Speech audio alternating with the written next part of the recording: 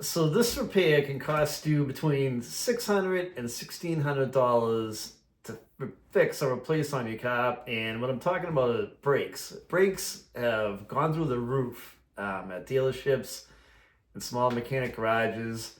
And the average cost per axle for cars and trucks has gotten to be around like $300 to $800 an axle, depending on what kind of car you have. If you have like a Civic or something like that, it's going to be cheaper. But then if you got like a Volvo or a Mercedes, those vehicles require special tools. Not everybody has them, so it's going to be more work to replace those brakes. So I'm talking about, if you get brake pads and brake rotors, that's where the cost comes in. A lot of the dealerships now, they're getting about $200 an hour in a shop as a labor rate, and that's crazy. I thought it was crazy when it was 125 an hour, but it's even more than that now.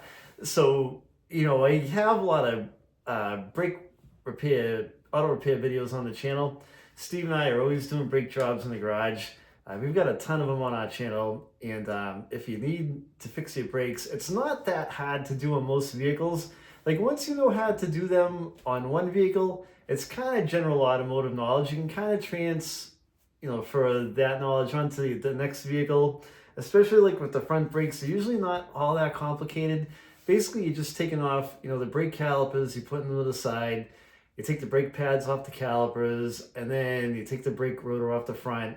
We show all this in all of our videos.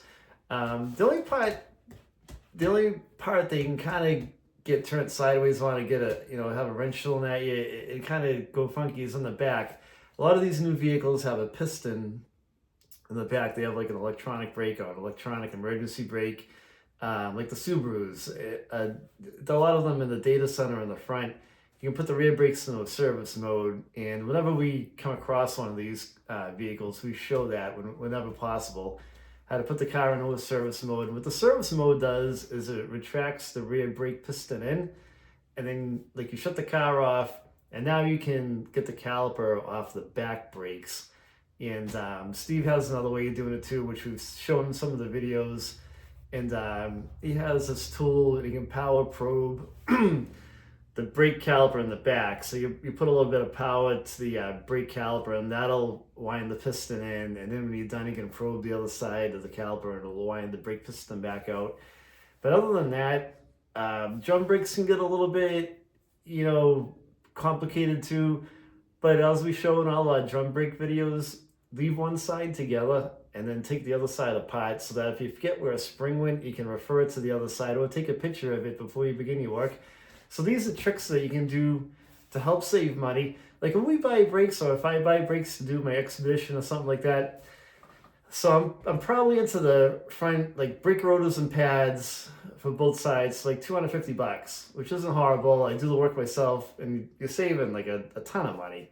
So I do all that stuff myself. I can do a full-wheel brake job on my expedition for probably like $350. That's everything. That's way, way, way better than 1,100. So if you guys have any questions, about brakes, check out the channel. There's a ton of brake replacement videos on the channel. And, even if you have a question, leave a comment on this video and I'll try to reply back to you if I have a question about brakes. But if you can do them yourself, if you have a spot to do them yourself, you can save a ton of money by doing brakes yourself and not going to the dealership. They're kind of like, it's a gold mine and it's not that hard to do. So thanks for watching the video. Thanks for checking out the channel. And, we appreciate you guys stopping by, and give the video a thumbs up if you like it. Take it easy.